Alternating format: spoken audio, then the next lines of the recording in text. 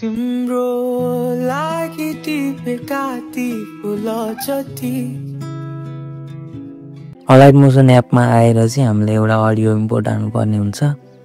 Audio import हालिसकेपछि चाहिँ एउटा रेक्ट्याङ्गल एड गरेर रेक्ट्याङ्गल एड गर्नु होला र रेक्ट्याङ्गल एड गरिसकेपछि यसलाई फुल स्क्रिन बनाएर यसमा चाहिँ ग्रेडियन्ट एड गर्नुपर्ने हुन्छ र त्यो ग्रेडियन्ट चाहिँ स्काई ब्लू र व्हाइट कलरको कम्बिनेसनमा राख्नुपर्छ किनकि यसमा चाहिँ स्काई बनाउन लागेको हो। त्यही भएर यति गरिसकेपछि चाहिँ हामीले क्लाउड इम्पोर्ट गर्नुपर्ने हुन्छ र यो क्लाउड इम्पोर्ट गरिसकेपछि यसको ब्लेन्डिङ मोडमा गएर स्क्रिन राख्दिनु होला र यसको पछाडिको ब्ल्याक कलरको चाहिँ सबै हट्छ।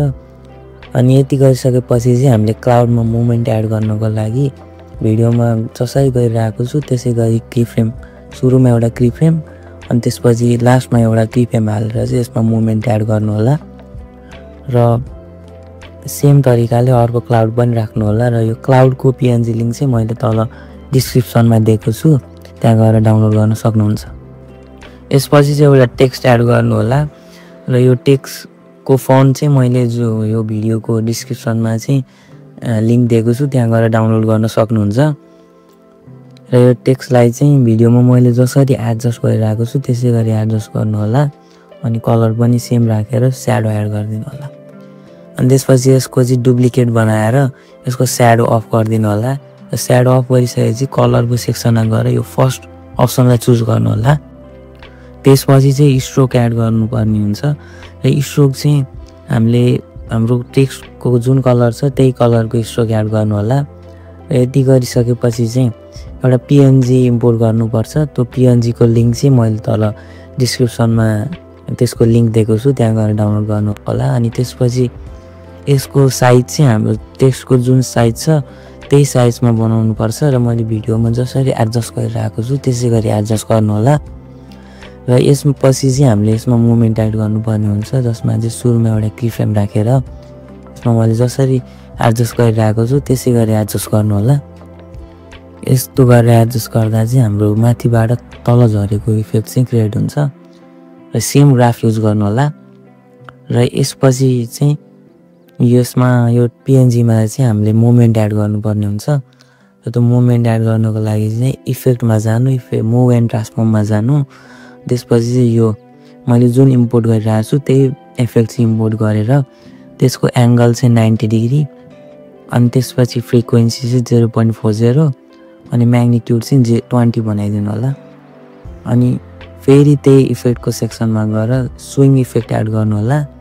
स्विङ इफेक्ट एड गरिसकेपछि चाहिँ त्यसको फ्रिक्वेन्सी 0.40 अनि त्यसपछि एङ्गल 1 मा -3 डिग्री अनि त्यसपछि एङ्गल 2 मा 3 डिग्रीको एङ्गल राखिदिनु होला।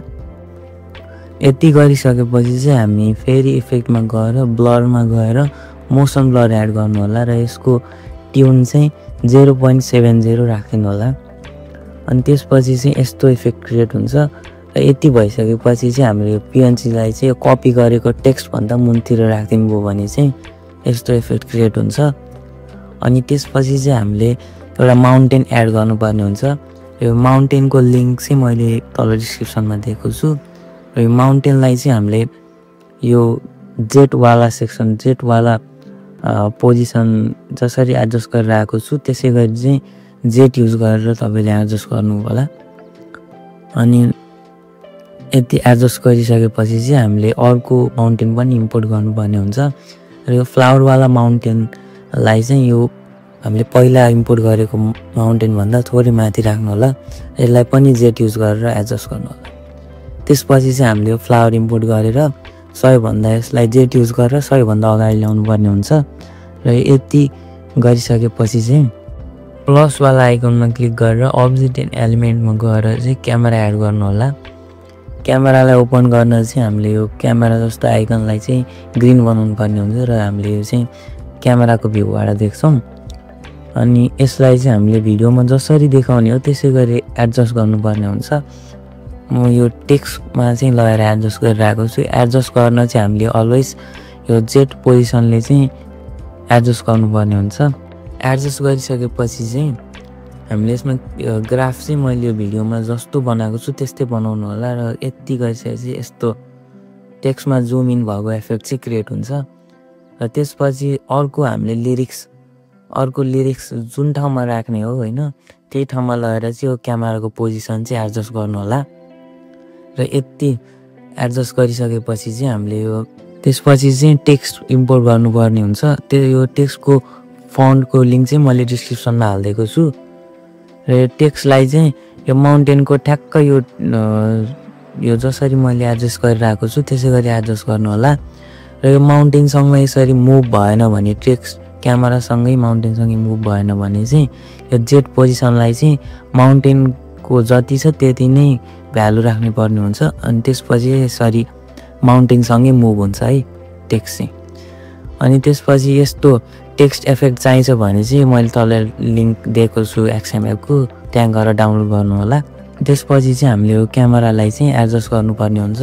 यो क्यामेराको एङ्गललाई चाहिँ यो टेक्स्ट सिधा हुने गरी एङ्गल एडजस्ट गर्नु होला। र ग्राफ चाहिँ मैले जुन भिडियोमा युज गरेको छु त्यही नै युज गर्नु होला। र यस्तो इफेक्ट यस्तो क्रिएट हुन्छ। र यो सेम प्रोसेस युज गरेर चाहिँ तपाईँले बाँकीको लिरिक्स पनि बनाउनु होला। र यो फाइनल लिरिक्सको लागि चाहिँ यसरी क्यामेरामा चाहिँ जेट पोजिसन युज गरेर चाहिँ यसरी जुम आउट गर्नु होला तपाईँको क्यामेरालाई चाहिँ। अनि यसरी मैले भिडियोमा जसरी एडजस्ट गरिरहेको छु त्यसै गरी एडजस्ट गरेर यो सेम ग्राफ चाहिँ पेस्ट गरिदिनु होला। र यति गरिसकेपछि चाहिँ हामीले यो फाइनल लिरिक्स जुम आउट भएपछि जुन आउँछ त्यसमा चाहिँ तपाईँले 0 एङ्गल राख्नुपर्ने हुन्छ। र यति गरेपछि चाहिँ टेक्स्ट एड गरिदिनु होला। र टेक्स्टको भ्यालु चाहिँ यो टेक्स्टको जेटको भ्यालु चाहिँ तपाईँको यो फ्लावर माउन्टेनमा जति भ्यालु छ त्यति नै टेक्स्टमा पनि सेम भ्यालु हाल्नु होला। र यति भएपछि चाहिँ क्यामेरा सँगसँगै यो माउन्टेन सँगसँगै तपाईँको टेक्स्ट पनि मुभ हुन्छ। र यति गरिसकेपछि चाहिँ तपाईँले हनीबी एड गर्नु होला। र हनीबीको PNG पनि मैले तल डिस्क्रिप्सनमा एड गरिदिएको छु, त्यहाँ डाउनलोड गर्न सक्नुहुन्छ। र यो हनीबीको पोजिसन चाहिँ जेटवाला पोजिसन चाहिँ यो फ्लावर माउन्टेनभन्दा ठ्याक्क पछाडि हुने गरी हाल्नु होला। र यसको मुभमेन्ट एड गर्नको लागि सुरुमा एउटा की फ्रेम अनि यसको फ्रेमको लास्टमा गएर एउटा की फ्रेम हालेर चाहिँ यसरी मुभमेन्ट एड गर्न सक्नुहुन्छ। अनि यो सेम प्रोसेस युज गरेर चाहिँ अर्को हनीबीलाई पनि एड गरेर सेम प्रोसेस युज गरेर अर्को अपोजिट साइडबाट आएको मुभमेन्ट क्रिएट गर्नु होला। र यति भएपछि तपाईँको भिडियो चाहिँ रेडी भयो है। तिम्रो लागि टिपेका ती फुल जति।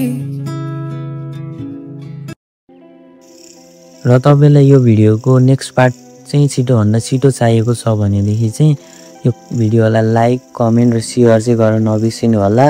र यसको नेक्स्ट पार्ट चाहिँ म चाँडै ल्याउने ट्राई गर्छु।